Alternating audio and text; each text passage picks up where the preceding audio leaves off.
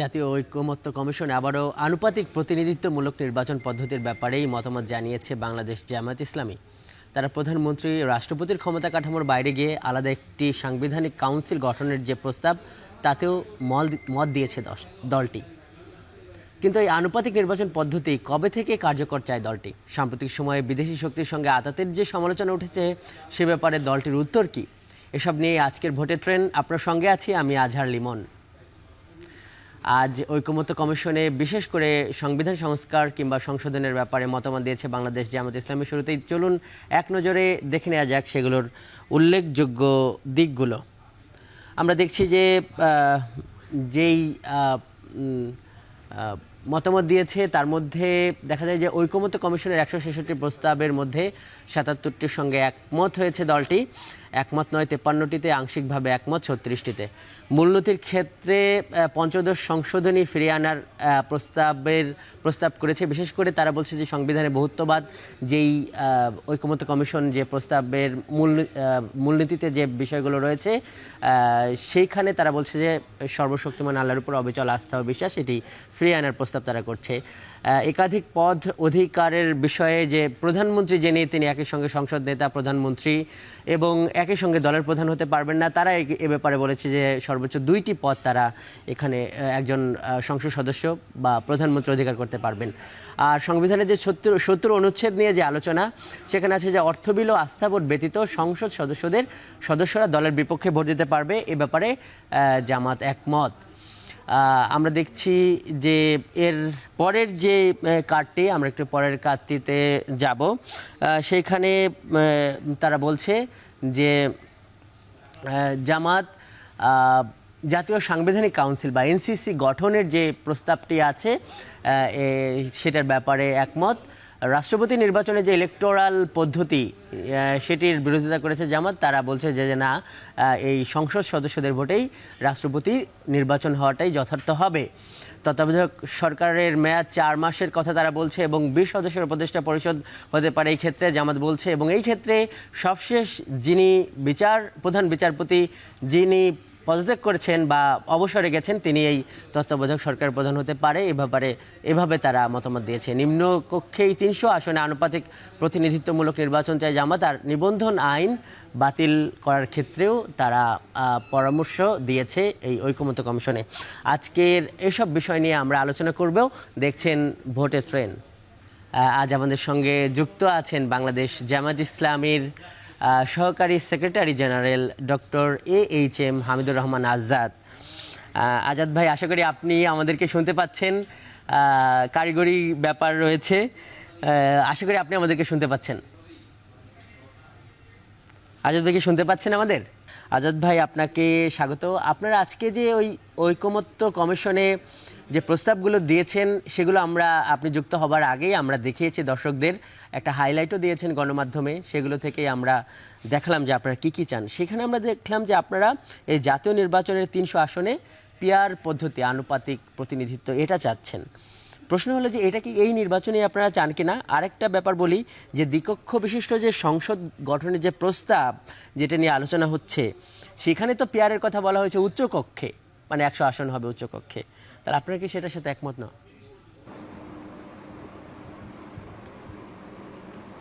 ধন্যবাদ এখন টেলিভিশনের আজকের এই অনুষ্ঠানে। সুপ্রিয় দর্শক শ্রোতা, আসসালামু আলাইকুম ওয়া রাহমাতুল্লাহি ওয়া বারাকাতুহু। আজকে আমাদের সাথে ঐকমত্য কমিশনের সকাল 10:30টায় সিটিং শুরু হয়েছে, বিকাল 5টা নাগাদ শেষ হয়েছে, মাঝখানে ব্রেক ছিল। জামায়াতের 10 সদস্য টিম আমরা সেখানে অংশগ্রহণ করেছি। আমাদের নায়েব আমির ডক্টর সৈয়দ আব্দুল মোহাম্মদ তাহের নেতৃত্ব দিয়েছেন। তো এখানে যে প্রশ্নটা আপনি করেছেন পিআর পদ্ধতি নিয়ে, পিআর পদ্ধতিটা আমরা আগামী ইলেকশনকে সামনে রেখেই প্রস্তাব দিয়েছি, এটা যেন আগামী ইলেকশনে প্রয়োগ করা হয়। জাতীয় সংসদ নির্বাচনে যে 300 আসন সেখানে সরাসরি ভোটে পিআর পদ্ধতি, সংখ্যানুপাতিক হারে নির্বাচন, দলের প্রতীকের পক্ষেই মানুষ যে ভোট দেবে, কাস্টিং ভোট, প্রাপ্ত ভোটের দলের যে সংখ্যানুপাতিক ভোটের সংখ্যা হবে তার আলোকে আসন নির্ধারণ, এটাই হলো পিআর পদ্ধতি। একই সাথে আমাদের প্রস্তাবে পার্লামেন্টের নিম্ন কক্ষ হিসেবে 300 আসন, আবার নারী আসন সংরক্ষিত 50, যদি আলোচনার ভিত্তিতে সেটা বাড়ে সেটা সহ একটা সংরক্ষিত নারী আসনও পিআর পদ্ধতি সংখ্যানুপাতিক হারা হবে। আর উচ্চ কক্ষে যেটা হবে, প্রস্তাব যদি অনুমোদন হয় ঐকমত্যের ভিত্তিতে, সেখানে আমরা একই সিস্টেম বলেছি। যে দল না মানে সেক্ষেত্রে কি ওই দ্বিকক্ষ বিশিষ্ট যদি আইনসভাটা হয়, সেখানে আপনারা কি এই যে নিম্নকক্ষ যেটা, সেখানে কি পিআর চাচ্ছেন, বা দ্বিকক্ষের সাথে আপনারা কি একমত আছেন প্রস্তাবটা যেভাবে আছে? না না, নিম্নকক্ষে তো আমরা চাচ্ছি, নিম্নকক্ষে আগামী নির্বাচনকে সামনে রেখেই পিআর পদ্ধতি আমরা চাচ্ছি। কিন্তু কিন্তু ঐকমত্য কমিশনের যে প্রস্তাব আছে সেখানে তো আমরা যতদূর দেখেছি যে নিম্নকক্ষটা যে প্রচলিত যে নির্বাচন সেভাবেই হবে, এবং উচ্চকক্ষ তারা পিআর চাইছে, অর্থাৎ উচ্চকক্ষটা হয়তো 100 আসনের হবে, কিন্তু আপনারা চাইছেন যে নিম্নকক্ষেও পিআর চাইছেন, তাই তো? হ্যাঁ, জি জি জি, আমরা নিম্নপক্ষে পিআর চেয়েছি। না এইখানে আজাদ ভাই প্রশ্ন করি যে আপনারা কেন এই নিম্নকক্ষে পিআরটা চান? এইটা হলো যে 71-এর পরে আমরা তো এই যে ভোটের ট্রেন অনেকদিন ধরে করছি, আমরা হিসাব করে দেখলাম যে এই আনুপাতিক যে মানে রেশিও আছে যে আমাদের মানে ভোটের দিক থেকে 5 থেকে 8% বেশি না। তাহলে আপনারা কেন মানে যে আনুপাতিক ইয়েতে যাচ্ছেন? মানে আপনারা কি খুব মানে মানে কোন যুক্তিতে, বা আপনারা কি মনে করছেন যে আনুপাতিক হলে আপনারা ভালো করবেন? আপনার তথ্যগত প্রথমে আমি কারেকশন দিই।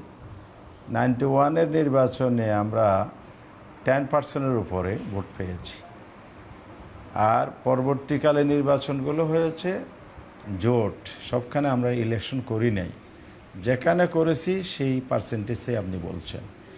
আর অল ওভার বাংলাদেশ আমাদের ভোটের পার্সেন্টেজ বর্তমান যে আগস্টের বিপ্লবের পরবর্তী সময়ে মানুষের যে আগ্রহ, উদ্দীপনা, জামাতের প্রতি আস্থা ও সমর্থন, সেই প্রেক্ষিতে এটা অনেক গুণ বেড়েছে।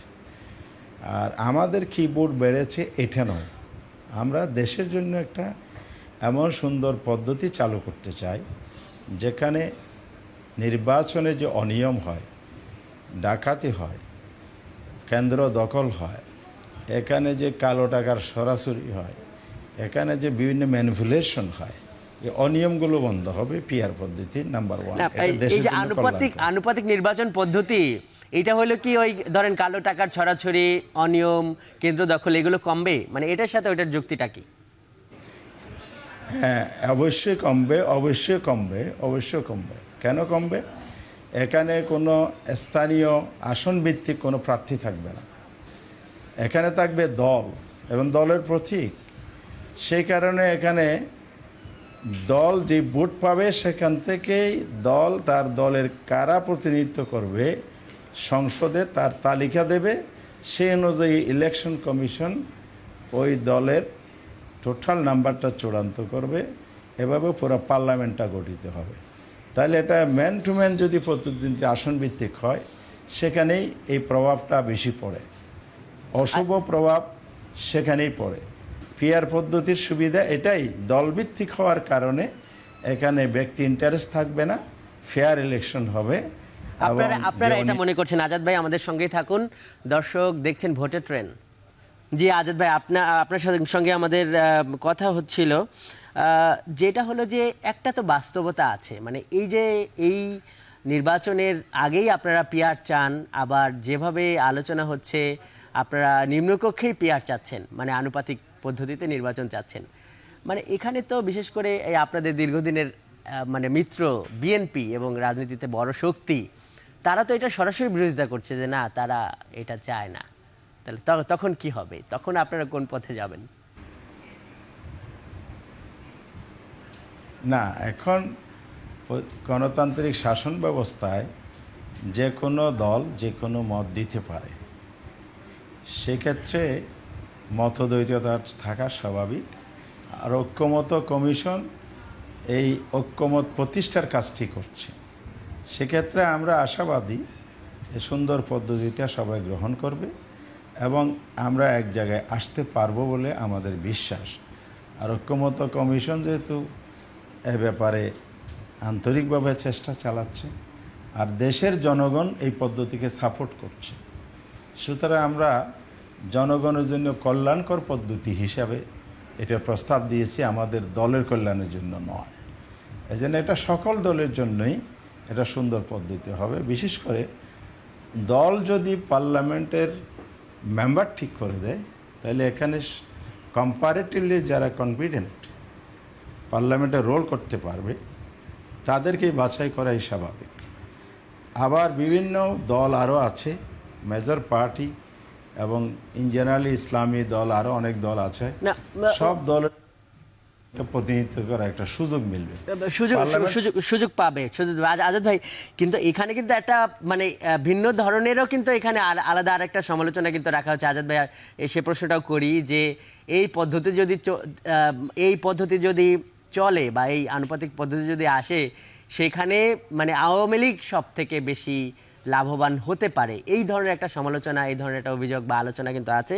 এই প্রশ্নটার উত্তর আমরা বিরতির পর আপনার কাছ থেকেই নেব। দর্শক দেখছেন ভোটের ট্রেন, যাচ্ছে একটি বিরতিতে।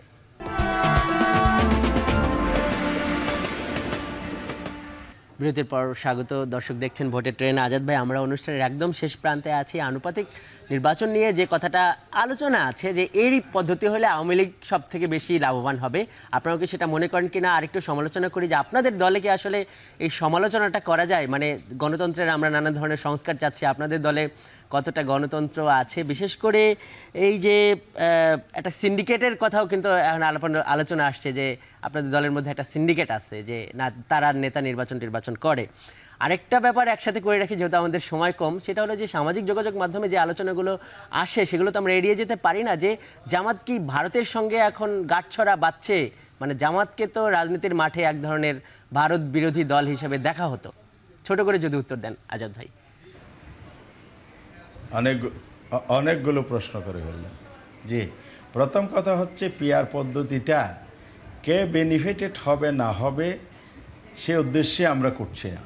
এটা হলো দেশ কতটুকু লাভবান হবে, আমাদের ভোটাররা জনগণ কতটুকু লাভবান হবে সেই দৃষ্টিকোণ থেকে আমরা দেখছি। সেকেন্ড পয়েন্ট হচ্ছে এখানে আওয়ামী লীগ বেনিফিশিয়ারি হবে এই প্রসঙ্গটা একেবারে অপ্রাসঙ্গিক। কারণ হচ্ছে অতি সম্প্রতি একটা বিপ্লব ঘটল, সেখানে আওয়ামী লীগের অবস্থানটা কী ছিল দেশবাসী জানে। এত রক্ত, এত জীবন দেয়া, এত ক্ষত আহত, শাহাদত বরণ, এই প্রেক্ষাপটে আপনি যদি জনগণ আবার সেই ফ্যাসিস্ট শক্তিকে পুনর্বাসন করবে, এটা কোনো প্রাসঙ্গিক প্রশ্ন হতে পারে? এটা জনগণ কোনোদিন মেনে নেবে? জনগণ সেদিকে সমর্থন দিয়ে পিআর পদ্ধতির কারণে সুযোগ দিবে, এটা মনে করার কোনো কারণ নাই। সুতরাং আমরা এই প্রশ্নটার উত্তর পেয়েছি। আপনার দলের সম্পর্কে যে সমালোচনাটা আছে সেগুলোর উত্তর যদি একটু সংক্ষেপে দেন। হলো যে বলছি যে এটা আপনি বলছেন বাংলাদেশে দলের প্রধান থেকে শুরু করে একেবারে তৃণমূল পর্যন্ত কোনো দলের অভ্যন্তরবিরোধী সমালোচনা পদ্ধতি বা গণতন্ত্রের চর্চা, তাকে আমি দাবি করছি দল হিসাবে জামাত ইসলামী সর্বোচ্চ পর্যায়ে শুধু নয়, সবচেয়ে সুন্দর নয়, ক্ষেত্র বিষয়ে একমাত্র ভারতের সঙ্গে আপনাদের যে আতাতের যেই সমালোচনাটা উঠছে এই সামাজিক মাধ্যমে, এটা সম্পূর্ণ উদ্দেশ্য প্রণোদিত এবং বানোয়াট সমালোচনা এবং ভিত্তিহীন সমালোচনা। কারণ যে ভারতের পৃষ্ঠপোষকতায় আওয়ামী লীগ 16 বছর ধরে এখানে জুলুমতন্ত্র কায়েম করেছিল, কর্তৃত্ববাদ কায়েমের মাধ্যমে ভোটাধিকার হরণসহ জুলুম নির্যাতনের দিক থেকে জামাত সবচেয়ে বেশি নির্যাতিত হয়েছে। ডক্টর হামিদুর রহমান আজাদ, আপনাকে অনেক ধন্যবাদ আজকের ভোটের ট্রেনে যুক্ত হবার জন্য। দর্শক, এই ছিল আজকের ভোটের ট্রেনে। এতক্ষণ সঙ্গে থাকার জন্য ধন্যবাদ।